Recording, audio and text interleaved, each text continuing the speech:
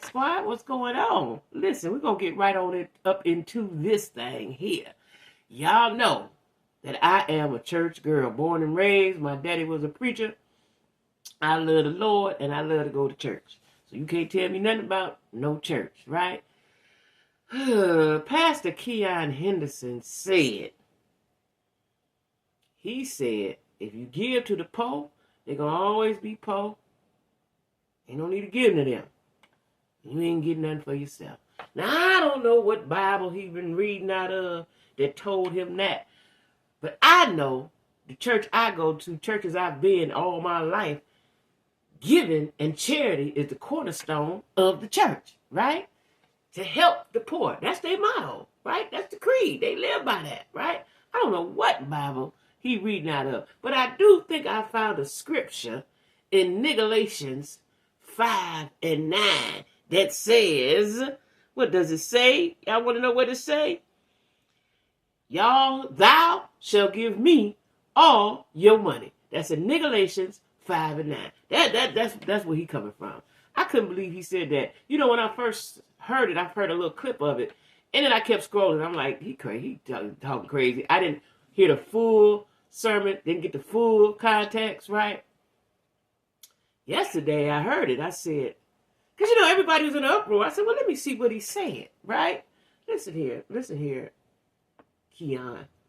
I don't even know if I could put pastor on there. Keion. Kiki. That ain't how that goes, sir. He said, you give it to the tithes and offering. Now, I believe in tithing. I do believe that. But if you ain't got it, you ain't got it. Give what you got, right? Give what you got. But the fact that he said ain't no need to give it to the poor. And the people, now I'm trying to think, if I was a member of that church, I would have been so confused when the sermon was over. And I would have been trying to find me another church to belong to. Because it wouldn't be that. It wouldn't be that. So I wonder, do he give out? Do he help his congregation? Do he help the people in the neighborhood? Where is he located down there in LA? Is he, what's on his mind? And now I said, it all makes sense. It's not, ain't got nothing wrong. Ain't nothing wrong with Shani. Ain't nothing wrong. But Shani is in the entertainment industry, and she is in the messy entertainment industry, right? And preacher man try to be reverent, right? Shani doesn't come from a reverent background, not in her business, right? I said, oh, it all makes sense now. He ain't care nothing about her in the messy and Evelyn and throwing glasses and drinks and fighting. He ain't care nothing about that. He care about that money. Shani get money. Shani gonna get that coin, right? Child, the man said, I can't even get over it. And what I'm waiting on, it may have happened, I don't know. What I'm waiting on is some prominent elders to call him up and say, bro, we need to talk. Come to the table. Let me explain a few things to you. But see, the problem is today, can't nobody tell nobody nothing.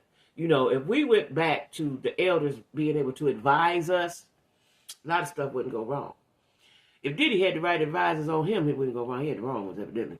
But he said, they don't need to give it to them. They're going to always be poor. They're going to always be there. I think that's what he said. They're going to always be there. Ain't no need to give it to them. They're going to always be there. Huh? Excuse me, Reverend Pastor. What? Now, I don't know if there's some backlash. I ain't checked into it today. If he's responded, if his wife has responded. And I'm thinking now in my mind, like, did Shani say, but babe, I don't know if that didn't go over too well. Like, did they have that conversation? Or did they think everything was cool and say, hey, we did that today, babe. Yes, you did, honey. Because that was horrible. How dare you? Listen, let me take y'all back. History. Our ancestors, slaves. The church was all we had. You went to church for entertainment. You went to church to praise the Lord. You went to church to solve your problems. The church was all we had. You went to church. Now, like where I come from, Cleveland, almost all the churches give away food. They got a food pantry. They got a clothes pantry. If you need help with your bills, if you're a member, you can get help. If somebody passed, they help. That's the whole premise. Charity. That's the whole premise. Jesus is love. Jesus helped the poor. Who he think he is? What team he on? Who he working for? Who is he working for? And then I find out after doing a little digging that he he, something happened to the church, right? And he wanted to rebuild it, but did not want to wait. I repeat this. He did not want to wait for the insurance check. So he was going to ask all his members. It was a certain amount, $21 or something, but he wanted the $4 million come from his congregation. Listen, I'm all down with the prosperity preaching because we all should have been taught how to be entrepreneurs and how to be prosperous. I ain't got no problem with that. The problem I have is when you try to gouge it from the people who don't have nothing, who are listening to you and looking up to you for their support and their, they just looking up to you because you're the pastor. You pastor, right? I think that we all should have been raised to be entrepreneurs. Because if you lose your job, then what? People jump off the bridge, unalive themselves, and all of those things. Get depression, start drinking, start using drugs.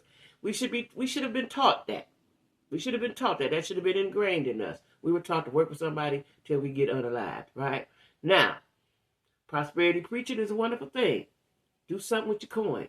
Do something with your coins, right? I ain't got no problem with that. But when you say, don't help the poor and give it to me, because that's what he said. That's a translation of what he said. Don't worry about them. They poor. They're going to always be over there. Give it to me. He said tithes and offering, but I heard give it to me. That's what I heard. That's what I heard, right? What? And I wonder, do we have any elders in his church? I wonder, did anybody in his congregation, anybody in his inner sanctum of the church business say, son, I don't know if that was the right thing to say. Because in Baptist church, I'm a Baptist. In Baptist churches, the mothers don't have no problem in correcting you. They'll walk right up to you and say something, right? So I wonder, did anybody say something to Keion, Brother Keion, right? Because that was out of order, sir. And I played it over and over and over again. And then I looked in the comments, and I guess it was probably somebody in his congregation said, well, you don't understand. I understood what he said. He said, don't give to the poor. What was that? How else could you decipher what he said? Don't give to the poor because they're going to always be poor. Now, if that means something else, let me know. If that means something else, drop down in the comments. Tell me what that means. Maybe that's code for something else. I don't know. What I heard was, don't give to the poor. Listen, that's the cornerstone of the church. At least the Baptist church. I don't know nothing about no other kind of churches, but I do look and see, and the churches do give, right? But I know Baptist church, that's what we do. That's what we do. If you walk in there and say you're hungry, somebody gonna give you a meal. I don't understand that. Don't give to the poor because they're gonna always be poor. The little bit that you give somebody could take them a long way, could show them something different, change their whole outlook on life. How dare you say something like that, Keion Henderson? How dare you? And you sitting up there in your mansion. I know they got a mansion. I don't know what they live. I know they got fabulous cars in a mansion. You got a mega church. I know you got all the things. How dare you say something like that? That you so out of touch with reality. Like, because I don't want no pastor preaching to me that don't know it's all kind of, especially in LA, they got the biggest homeless community in the world. Right? Ain't that where they at in LA? Listen here, sir. I don't want nobody that's that out of touch with reality to say the poor gonna always be poor. Now, what he need to do as a, I don't know what you're going to call it, as now I don't want to say punishment, but as a community service, you need to get out there and do some community service. You need to go down in LA, Skid Row, and start passing out sandwiches or something. Take it block by block. Do a block a day. You need to redeem yourself from that. You need to redeem, I don't know how you do it, but you need to redeem yourself from that statement. And you're a pastor? What? And the fact that you wanted your... See, now I'm looking at you sideways. I'm looking at you sideways from the beginning just because I thought maybe you wanted something from Shani. I didn't know. But Shani said that's the greatest love she ever had. She didn't know love till she got with him. She wasn't in love with Shaq. And she said that, and she said that was taken out of context. It meant that she didn't know love like the love she got now. That's how I perceived it, right? Okay, so cool. But, now I'm really looking at you sideways. To ask your people, when you wanted to double dip, to ask your congregation to pay for your church and told them what amount to pay and for how long, and how soon he wanted it, to ask your congregation to pay to build your church when you were going to get an insurance check. I'd have to leave that church, as T.I. say, expeditiously. I couldn't be there no more. I don't like churches with stages, no way. I don't like churches with stages. I don't, because that's you performing. You're acting. I need a pulpit. I'm just saying, if you belong to a church that got stage, good for you. I, Jackie with a Q, don't like churches with stages. I need a pulpit. I need a choir stand. I need the other pastors on the roster, on the pulpit.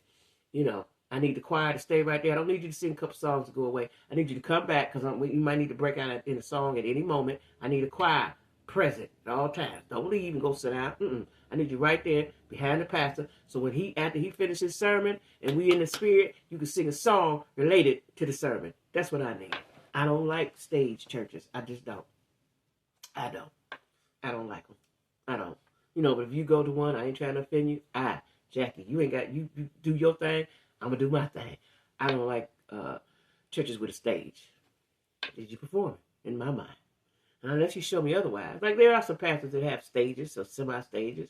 And I went, like Jamal Bryant, I think his is sort of like a stage. I went, he got good word. I've always liked him. He got good word. It's a mega church. He got good word. But I need the choir to be right behind you. That's all part of the church for me. That's just me. And I'm imagining that Pastor Keion don't have a board of trustees or the deacons or anybody he has to answer to, which is dangerous. That's dangerous in the church. I understand it's yours. You made it. You built it. It's yours. But then people run out amok. You know, just like, what was that pastor at Decatur? William Murphy, you know, had the party at New Year's Eve inside church, right? Listen, got to get back to the premise and the foundation of what Jesus is about, and that's giving. Giving. How dare you say something like that? You retarded. Listen, I was appalled. I'm still appalled. I'm going to look today when I get time to see what the backlash is. Does anybody say, I'm waiting on I would say, before this hoopla, maybe T.D. Jakes or some other prominent, somebody, Noel Jones. Maybe Noel Jones, he down in L.A. We don't leave T.D. out. He can't do nothing. But Noel Jones, maybe Noel Jones will reach out to him and say, brother, you know how he talk real with his big words and his tone. You know, he's a very good speaker. Maybe he can get to talk to him and let him understand that was dead wrong what he said, right? That don't mean we don't like you. That means your statement was out of order. Out of order, period. So anyway, y'all. Anyway, thanks for watching your girl Jackie with a Q. Hope you're making it happen for yourself. And everybody like, share, comment, and subscribe. Have a good day, okay?